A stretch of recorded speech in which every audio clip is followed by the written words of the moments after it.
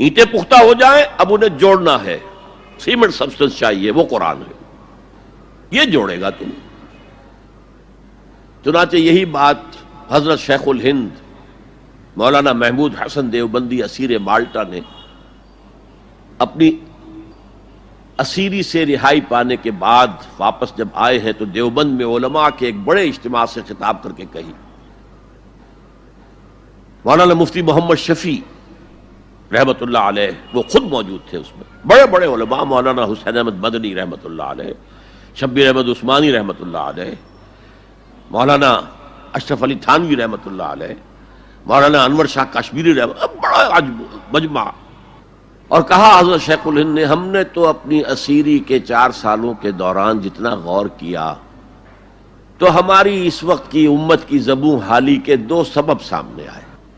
مولانا مفتی شفیع لکھتے ہیں ان کی کتاب وحدت امت کے نام سے، کہتے ہیں کہ پورا مجمع ہمہ تن گوش ہو گیا کہ یہ شیخ الشیوخ استاد العلماء عمر کے اس آخری درجے میں اس حد پر آ کر اب نیا سبق کون سا سیکھ کر آیا؟ تاکہ ہمیں تو اس کے 2 سبب معلوم ہوئے، ایک ہمارا قرآن کو ترک کر دینا، لفظ نوٹ کیے، ترک کر دینا، اور دوسرا ہمارے آپس کے اختلافات۔ چنانچہ میں تو یہی فیصلہ کر کے آیا ہوں کہ اب زندگی جتنی باقی ہے 2 ہی کاموں میں لگاؤں گا، ایک تو یہ کہ ناظرہ قرآن پڑھنے کے مکتب گلی گلی کھل جائیں اور عوامی درس قرآن کے ذریعے قرآن کے پیغام اور قرآن کے حکمت سے لوگوں کو روشناس کرایا جائے۔ عوامی درس قرآن کا لفظ استعمال کر رہا ہے شیخ الہند، جنہیں میں 14ویں صدی کا مجدد اعظم سمجھتا ہوں۔ اور نمبر 2 یہ کہ آپس کے اختلافات کو ہوا نہ دی جائے۔ یہ واقعہ کوٹ کر کے مفتی محمد شفیع صاحب لکھتے ہیں کہ حضرت شیخ نے جو 2 باتیں کہیں اصل میں وہ ایک ہی ہے۔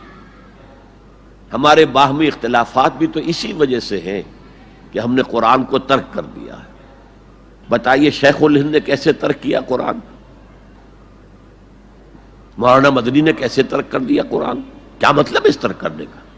حال تو یہ ہے کہ مولانا مدنی رحمت اللہ علیہ، حالانکہ وہ تو گرفتار نہیں ہوئے تھے، وہ تو والنٹریلی اپنے شیخ کی خدمت کے لیے گئے ہیں ساتھ،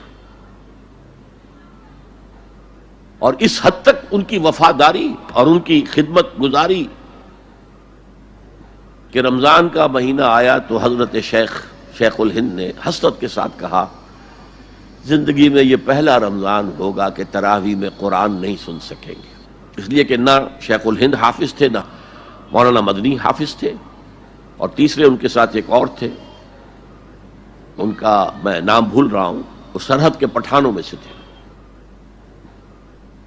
کوئی حافظ نہیں تھا۔ اب آپ غور کیجئے، استاد اور اپنے شیخ کی اس حسرت کو دور کرنے کے لیے مولانا مدنی روزانہ 1 پارہ حفظ کرتے تھے اور رات کو تراویح میں سناتے تھے، روزانہ 1 پارہ۔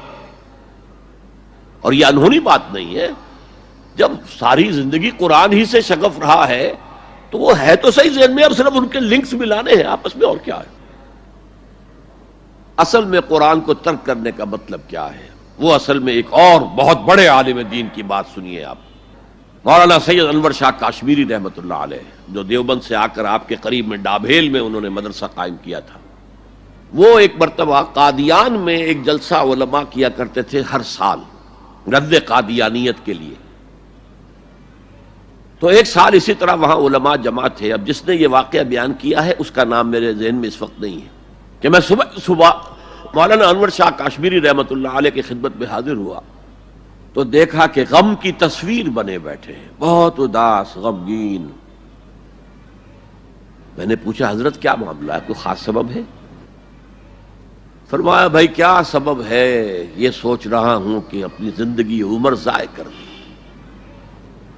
میں نے کہا حضرت آپ نے زندگی ضائع کر دی، عمر ضائع کر دی؟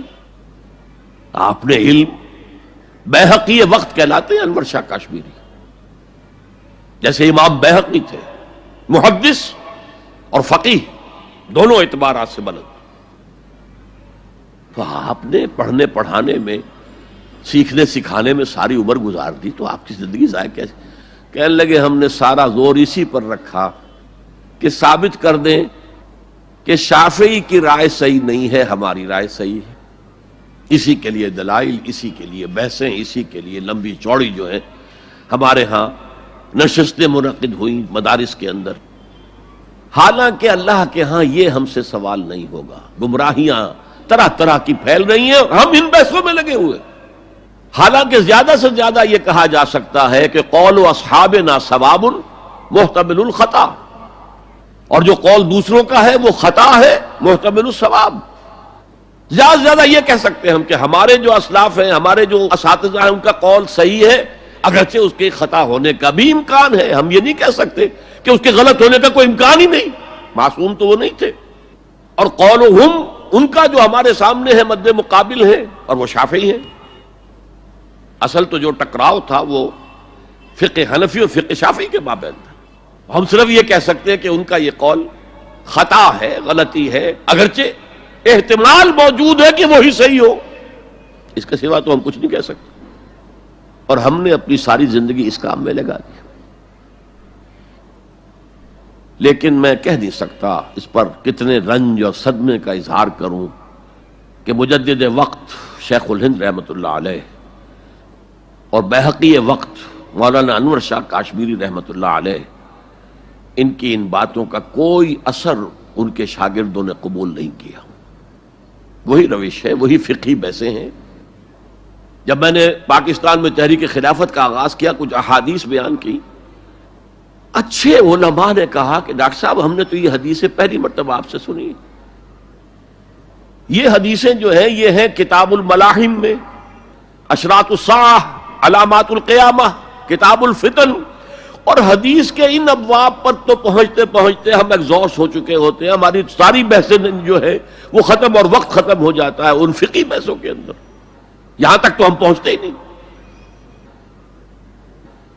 بہرحال دوسرا نقطہ جیسا کہ میں نے عرض کیا، پہلا اینٹیں پکاؤ، مضبوط کرو. یا ایھا الذین آمنوا اتقوا اللہ حق تقاتہ ولا تموتن الا وانتم مسلمون. اور دوسرا ان کو جوڑنے کے لیے قرآن کو ایز اے سیمنٹ سبسٹنس استعمال کرو. واعتصموا بحبل اللہ جميعا ولا تفرقوا واذکروا نعمت اللہ علیکم اذ کنتم اعداء فالف بین قلوبکم فاصبحتم بنعمتہ اخوانا وکنتم علی شفا حفرۃ من النار. تم تو تباہی آگ کے گڑھے کے کنارے تک پہنچ گئے تھے، گرا چاہتے تھے. فانقذکم منہا، تو اللہ نے اس سے تمہیں نکالا ہے.